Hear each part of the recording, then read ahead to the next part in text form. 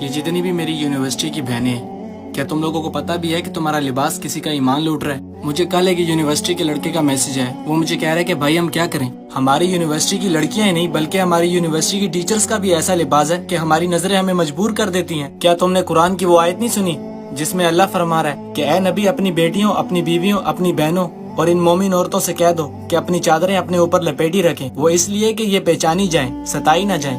تو جب تم قرآن کی اس آیت کو اگنور کرو گی تو ممکن ہے کہ تم ستائی جاؤ گی۔ تم یہ سمجھتی ہو کہ یہ تمہارا فیشن ہے، لیکن یہ کسی جوان کا صبر جلا رہا ہے۔ اگر تمہارا یہ لباس کسی کو اللہ سے دور کر رہا ہے تو تمہیں اپنا ہی نہیں بلکہ اس کا بھی حساب دینا ہوگا۔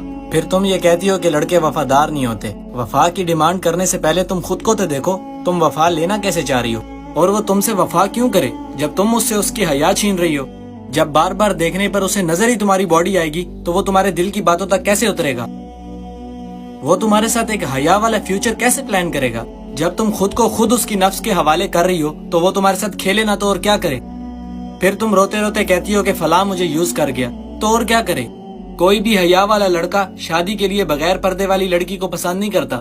ہاں تو ظاہر سی بات ہے نا، کوئی بھی لڑکا تمہیں اس حالت میں دیکھ کر اپنی بہن کیوں مانے گا جب تمہارے اندر بہنوں والی کوئی بات ہی نظر نہیں آ رہی؟ تم چاہو تو کسی کو اللہ کے قریب کر دو اور تم چاہو تو کسی کا سارا ایمان لوٹ لو۔ جب تم یونیورسٹی میں اس حالت میں جاتی ہو تو تمہیں لگتا ہے کہ تم سب سے کول لگ رہی ہو، لیکن حقیقت یہ ہے کہ تم کسی کے لیے بہت بڑی آزمائش بن چکی ہو جس کا حساب اسے ہی نہیں بلکہ تمہیں ڈبل دینا ہوگا۔